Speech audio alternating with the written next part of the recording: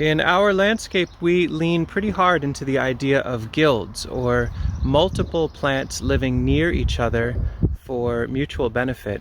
And today I wanted to take a look at one particularly beautiful one. It's in a peak moment right now, and talk about the cast of characters, how they're functioning, and some additional characters that are going in today, so stick around. I'm going to link here to a playlist that lists a whole bunch of guilds that I've talked about in the past. In fact, I think this guild in particular I did highlight in the past. Let me draw forward some of the cast of characters. The real showstopper here that you're looking at in peak flower is the Siberian Peach. This is a plant we've been offering through the website when we get enough seed. So long as we don't get an intense frost here in the near future, this is in a sheltered position with good sun access.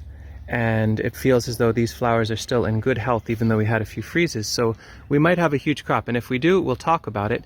And this would be considered the keystone element within this guild. This is the character that, if needed, we could erase other beings in order to make sure that they stay here. They're our primary focus, but there's some close seconds within here. In fact, Siberian Peach, and to the north is an old pole. To the south, tucked right in, this is a character we use quite a bit. This happens to be a white currant. You can see it is also in flower, so see a little wasp in there. Let's see if I can zoom in on them. There you go.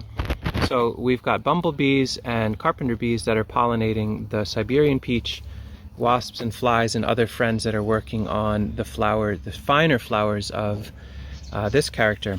And we lean into a very, very deep permanent mulch system underneath these, so it's also acting as a nursery space. You can see all of these tiny seedlings. These are all children of that white currant, so we'll let them grow for another season or so and then sneak them out when they're dormant and offer them up or plant them out.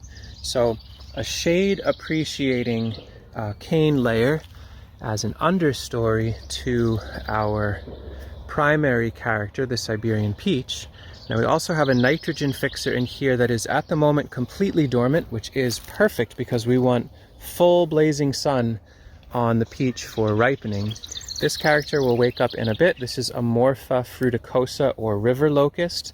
They will leaf out. They fix nitrogen amply in the soil under here, and they'll leaf out in a little while and then flower in July. So the same bees that have come here to visit the Siberian Peach early in the spring and the currant underneath will find another round of benefit from the river locust in a few months. So that right there is a simple three-way polyculture, or guild, because polyculture is just the relationship of the plants near one another.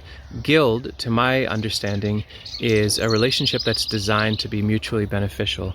The currants keep the weeds down, they keep the soil cool and moist, they appreciate the shade and comfort that the Siberian Peach offers. The river locust confers nitrogen to the whole system in a later browse. It also offers canes that, if I wanted to, I could push in some beans or peas or cucumbers and have this be a physical trellis for lighter weight vines. Probably wouldn't want to do beefsteak tomatoes on that, but you get the idea.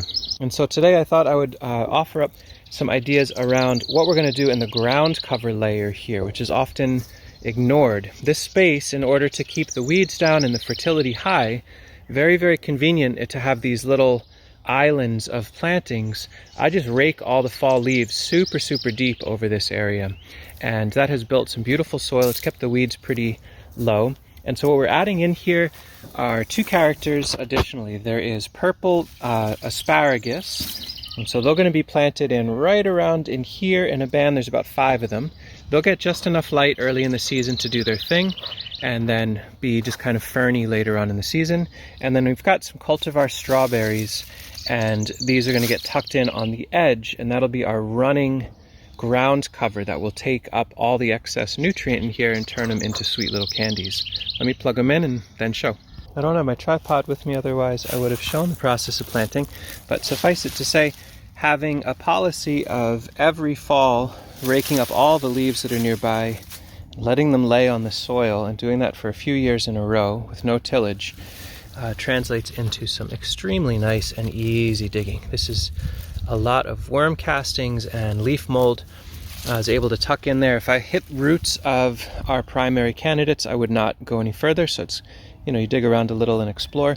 But the asparagus band is in, and the ground cover strawberries go next. Visually not that different, but certainly new genetics to fill out additional layers. So in a food forest or in a guild where you're trying to design multiple layers of a perennial system, it's nice to have an overstory character, some mid-level, some shade appreciating woody perennials, and then ground covers and dynamic accumulators. The asparagus goes down very, very deep, a nice heart root pattern, and can draw up a lot of material that we can eat, but then also chaff and debris and overwintering habitat space for spiders and flies and things like that.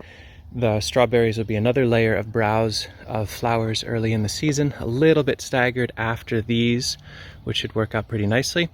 And so that's a couple nice layers in a simple and slowly complexifying guild. Something I'd want to really convey here that I think is pretty important, and maybe it's already come through, but I just want to draw it out, is this is a guild that had a few characters at first. I think it had the Siberian Peach and the river locust associated. I added the cuttings of the currants a little bit later just because they're easy to do. And now here we are a few years later adding in asparagus and strawberries. And the reason I'm saying this in particular is you don't have to get this absolutely perfect guild. Like, oh, a food forest has 7 layers and it must have every layer and they must be exactly perfectly spaced and I must do them all at the same time.